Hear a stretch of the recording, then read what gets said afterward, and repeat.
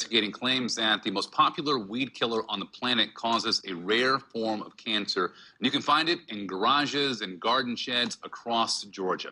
Channel 2's consumer investigator Jim Strickland started investigating when he found the weed killer in his own garage. My research for this story began by reading the label on the Roundup that I had right in my own garage.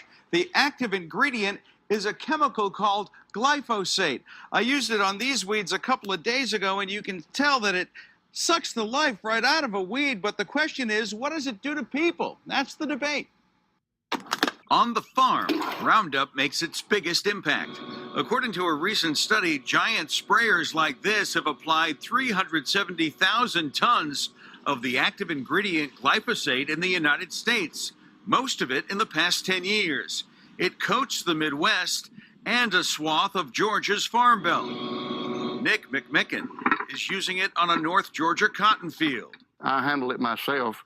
I spray it in this sprayer on a regular basis. Farmer Bill Hammock used it on his 2,000 acres in South Georgia. He would come home and it would be all over his clothes. His widow Lisa is suing Roundup maker Monsanto, blaming the chemical for the non-Hodgkin's lymphoma that killed Hammock in 2008. There was clots all up in his nose and everything, and he sucked one of those clots down into his lungs, and he choked to death. And I had to watch him choke to death. It's not just farmers. I've been using it since the very early 80s. John Jenigas still has the last bottle he used around his yard in Cobb County. He's awaiting his first chemo treatment after being diagnosed last year with mantle cell lymphoma. He's suing too. People have died from it. People will continue to die from it. I'll die from it. In 2015, the International Agency for Research on Cancer, part of the World Health Organization, determined glyphosate was probably carcinogenic to humans.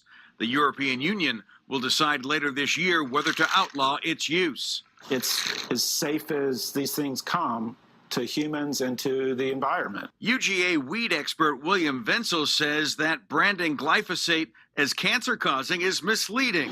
He says exposure levels, even on the farm, are relatively low. If there was a serious, systemic toxicological issue, it would have exploded by now. What has exploded is evidence unsealed in court documents that Monsanto has ghostwritten scientific studies that proclaim Roundup is safe.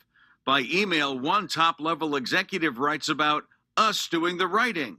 That is how we handled Williams, Crows, and Monroe 2000. This is the research paper he's talking about. It concludes, Roundup herbicide does not pose a health risk to humans.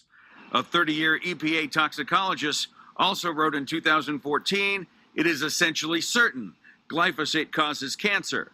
2 months ago, the EPA concluded it did not.